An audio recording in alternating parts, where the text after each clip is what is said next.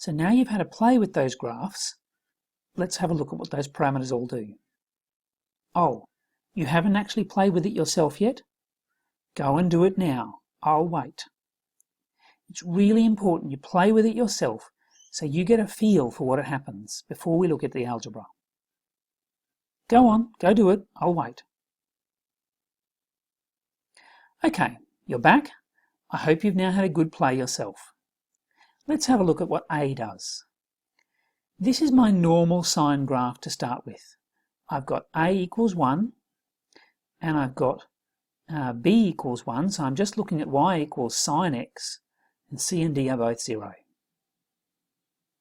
If I increase A, I increase the amplitude of my graph.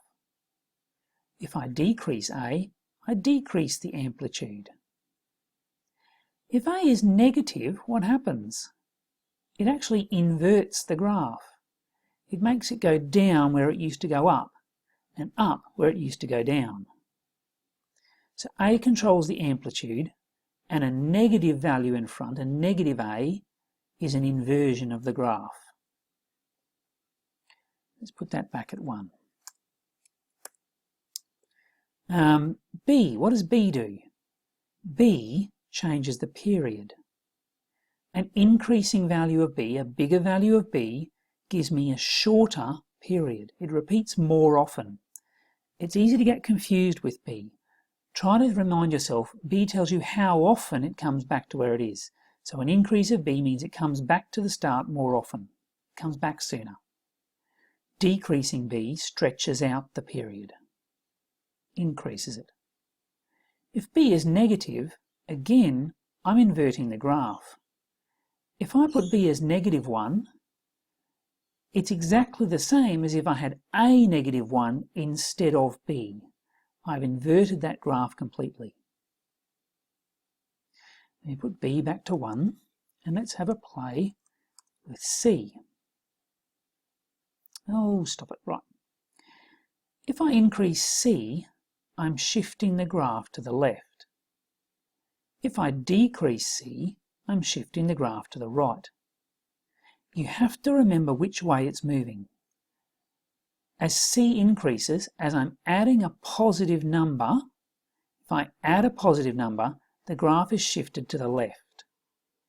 If I add a negative number or subtract a positive number, adding a negative or subtracting a positive moves the graph to the to the right.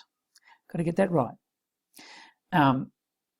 Increasing C, adding a positive number moves it left, adding a negative number moves it right.